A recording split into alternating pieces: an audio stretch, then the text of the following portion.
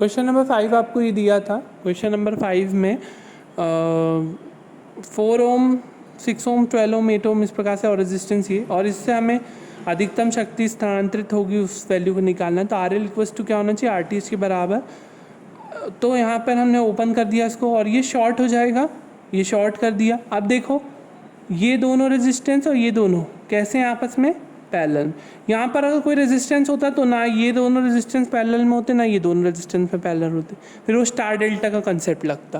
परंतु यहाँ पर ये जो है पैरेलल में है दोनों, ये दोनों पैरेलल, ये दोनों पैरेलल, तो इन दोनों का पैरेलल जो आएगा और इन दोनों का पैरेलल जो आएगा वो दोनों आपस में क्या होंगे, सीरीज़ में। फिर आर टी एच की वैल्यू आप निकालेंगे और इसका आंसर मुझे भेजें। वी टी एच निकालने के लिए हमें इसको रखना पड़ेगा, इसको ओपन सर्किट करना पड़ेगा और ओपन सर्किट वोल्टेज निकालना पड़ेगा। तो दो लूप बन रहे थे, मैंने दो लूप में दोनों करंट ले लिए, एक I1 और एक I2। तो इस वाले लूप में हम इक्वेशन लिखेंगे तो क्या आएगा, 6I1 - 30 + 4I1 = 0, है ना। तो ये इक्वेशन यहाँ लिखी हुई है, ये फर्स्ट लूप की इक्वेशन ये है।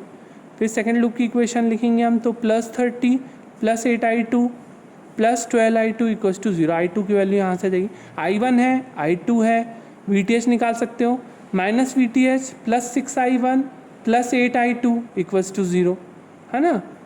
घूमने के हिसाब से आपकी तो VTH यहाँ पर आ जाएगा, I1 I2 की वैल्यू रख देना, VTH की वैल्यू हो जाएगी। VTH की वैल्यू हो जाएगी तो आपने RTH भी निकाल लिया है और VTH भी निकाल लिया, यहाँ पे वैल्यू रखो और इसका आंसर क्लास कमेंट में भेजेंगे आप। क्वेश्चन नंबर 6 दिया था आपको। क्वेश्चन नंबर 6 में आपको ये सर्किट दिख रहा है। इस क्वेश्चन में क्या करना था, इस क्वेश्चन में भी आर की वह वैल्यू निकालना था जिसमें अधिकतम शक्ति स्थानांतरित हो। तो इसको ओपन सर्किट कर देंगे, आरटीएच की वैल्यू निकालने के लिए ये शॉर्ट, ये भी शॉर्ट, 10 और 20 बचेंगे सिर्फ। ये दोनों कैसे हैं, पैरेलल में, है ना। तो ये दोनों पैरेलल का जो भी आएगा आरटीएच हो जाएगा। वीटीएच निकालने के लिए इसको ओपन सर्किट और इस लूप में करंट फ्लो करा दो, -8 + 10I + 20I = 0, आई की वैल्यू आ जाएगी। फिर VTH के लिए ये लूप में हमें घूमना पड़ेगा, -VTH। अब जैसे ऐसे घूम रहा हूँ, है ना, तो कैसे लिखेंगे, जैसे -VTH + 12 -8 और फिर उसके बाद ये करंट देखो ऐसे ही जा रहा है तो हम भी ऐसे ही जा रहे हैं, तो ये +10I होगा, ध्यान रखना, -10I नहीं, है ना। हम ऐसा घूम रहे हैं और करंट भी ऐसा ही आ रहा है, तो ये वाले 10 ओम में जो करंट है I वो इसी डायरेक्शन में है।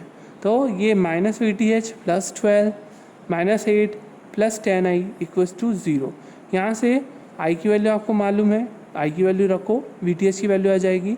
और मैक्सिमम पावर खैर इस क्वेश्चन में नहीं दिया था निकालने के लिए, सिर्फ R की वैल्यू निकालना था, R that result in maximum power transfer. तो 10 ओम को रेजिस्टेंस को, हालांकि क्वेश्चन चेंज कर दें,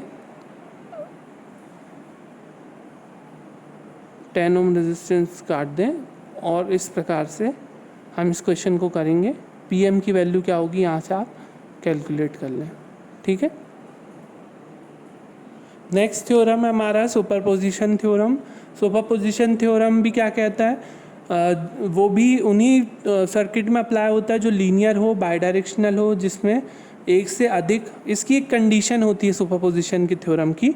परिपथ में जो है, जो ऊर्जा स्रोत होते हैं और हमारे यहाँ पे जो इंडिपेंडेंट सोर्स होते हैं उन्हीं को, है ना, तो उन्हें एक से अधिक है परिपथ में तो ही ये थ्योरम लगाया जा सकता है ना। तो ऐसा परिपथ जिसमें एक से अधिक इंडिपेंडेंट सोर्स हो, तो उसमें किसी भी शाखा में बहने वाली धारा का मान हम जो ज्ञात करते हैं वो किस प्रकार से करते हैं, जैसे दो सोर्स हैं तो एक सोर्स की वजह से उस शाखा में कितनी धारा प्रवाहित हुई और जो दूसरा स्रोत है उसकी वजह से शाखा में कितनी धारा प्रवाहित हुई, उन दोनों के मान को हम ज्ञात करते हैं और उन दोनों को क्या कर देते हैं, प्लस कर देते हैं, उनका योग निकाल लेते हैं, जिससे हमें शाखा में बहने वाली कुल धारा का मान ज्ञात हो जाता है। तो ऐसा करते समय जो हमारा इंडिपेंडेंट सोर्स हम जो ले रहे हैं, जैसे 5 वोल्ट का सोर्स हम ले रहे हैं, तो जो अन्य स्रोत जो भी होंगे परिपथ में उनको हम उनके आंतरिक प्रतिरोध से बदल देंगे। अगर आंतरिक प्रतिरोध किसी वोल्टेज सोर्स का नहीं है तो वो शॉर्ट हो जाता है क्योंकि उसका आंतरिक प्रतिरोध 0 होता है, और अगर किसी धारा स्रोत का आंतरिक प्रतिरोध नहीं दिया हुआ है तो उसका आंतरिक प्रतिरोध इनफाइनाइट होता है, इसलिए धारा स्रोत को हम ओपन कर देते हैं। तो इस प्रकार से हम इसमें प्रोसीड करेंगे। तो सबसे पहला स्टेप वही होगा कि एक समय में एक सोर्स को लो और बाकी को उनके आंतरिक प्रतिरोध से बदल दो, है ना, और सभी स्रोतों द्वारा बहने वाली धारा का मान ज्ञात करो और अंत में जो भी स्रोतों द्वारा अपनी धारा का मान निकाले उनका योग निकाल लें तो आपको total current flowing in the branch of any network प्राप्त हो जाएगा। तो नेक्स्ट हम एक एग्जांपल ले रहे हैं सुपरपोजिशन का। तो सुपरपोजिशन थ्योरम का ये आपको एग्जांपल दिख रहा है यहाँ पर, ये वाला, है ना। इसमें हम धारा आई को निकालना है इसमें सुपरपोजिशन के द्वारा। तो सबसे पहले हम लेंगे 20 वोल्ट का सोर्स, 20 वोल्ट का सोर्स है और 10 वोल्ट का सोर्स है, दो हैं, तो इसमें सुपरपोजिशन थ्योरम लगाया जा सकता है। तो अगर नहीं हो एक से अधिक तो नहीं लगाया जा सकता, फिर उसका आप यही लिखें कि इसमें सुपरपोजिशन प्रमेय का उपयोग नहीं किया जा सकता। तो इस क्वेश्चन में किया जा सकता है, दो स्रोत हैं, हमने पहले ले लिया 20 वोल्ट सोर्स।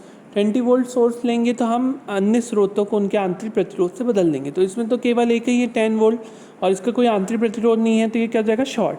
तो ये देखो शॉर्ट हो गया, है ना। तो इससे बहने वाली धारा, इसमें लूप में I1 ले लिया मैंने और इसमें ले लिया मैंने ये वाली I2 और ये वाली शाखा में जो है मैंने ले लिया करंट जो I था वो उसको ले लिया ना I डैश।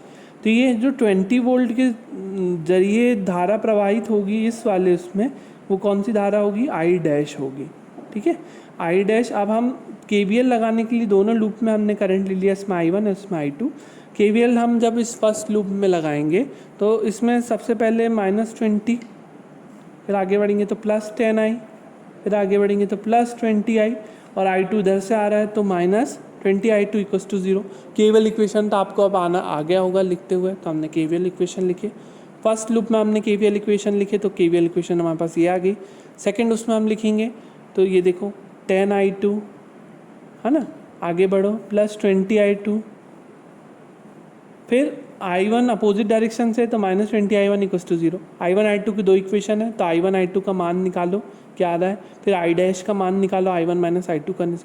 I डैश देखो ऊपर से नीचे की तरफ है, ये जो है ना, क्योंकि मेन जो धारा में निकालना है वो ऊपर से नीचे की तरफ ही है, तो हमने I डैश को भी ऊपर से नीचे की तरफ लिया जो 20 वोल्ट सोर्स के लगाने से हमें प्राप्त हो रही है। तो I डैश ऊपर से नीचे की तरफ है, I डैश नीचे है, I1 भी नीचे है, I2 क्या है, विरोध में है, तो I डैश की वैल्यू क्या जाएगी, I1 - I2 = this much ampere. अब 10 वोल्ट सोर्स लो, इसके लिए भी पूरी वही कहानी होगी। 10 वोल्ट सोर्स लेंगे हम तो दो लूप बनेंगे और I डबल डैश जो करंट फ्लो होगा वो 10 वोल्ट की वजह से होगा। इसमें मैंने ले लिया I3, इसमें ले लिया मैंने I4। तो अब इसमें जैसे मैं लिख रहा हूँ इक्वेशन, तो क्या होगा, पहले मैंने इसमें लिखा, सॉरी इसमें लिखा है ना, I3 ऐसा लिया है, तो 10I3 + 20I3 और I4 कैसा है, इसी डायरेक्शन में, है ना। तब देखो I3 भी ऐसा ही है, I4 भी ऐसा ही है, तो 10I3 + 20I3 होगा +20 I4 भी 20 में होगा, प्लस में होगा, ठीक है, क्योंकि ये भी हमने ऊपर से नीचे लिया। अगर ये ऐसा होता तो ये -20 I4 होता, ठीक है। तो अब ये हो गया हमारा 10I3 + 20I3 और आगे यहाँ से क्या है 20I4, तो I3 I4 की एक इक्वेशन आ गई। और अब इस लूप में हम लगाते हैं तो -10, फिर आगे बढ़े तो 10I4, फिर आगे बढ़े तो 20I4 और I3 भी इसी डायरेक्शन में, तो +20I3 इधर भी प्लस ही होगा, है ना, माइनस नहीं होगा, ध्यान रखें I3 की डायरेक्शन सेम है तो यहाँ पे भी प्लस ही होगा।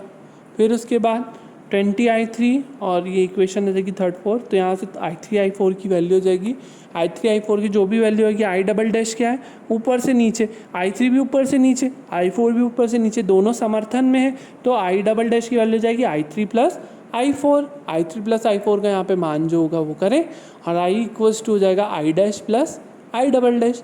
तो I डैश की वैल्यू आई थी आपकी 10 वोल्ट सोर्स से वो करंट, और I डबल डैश की वैल्यू जो आई थी वो हम 20 वोल्ट से आई थी I डैश, और 10 वोल्ट से आई हमारी I डबल डैश। दोनों की वैल्यू रखो तो टोटल करंट जो ब्रांच करंट फ्लो हो रहा है 20 ओम में वो हमारा निकल जाएगा। इसके अलावा दो क्वेश्चन दिए हुए हैं, क्वेश्चन नंबर 2 और क्वेश्चन नंबर 3 और 4, 2 नहीं 3 क्वेश्चन है PDF में आपके हैं, वो आप क्वेश्चन सॉल्व करें और उसका आंसर क्लास कमेंट्स में भेजेंगे।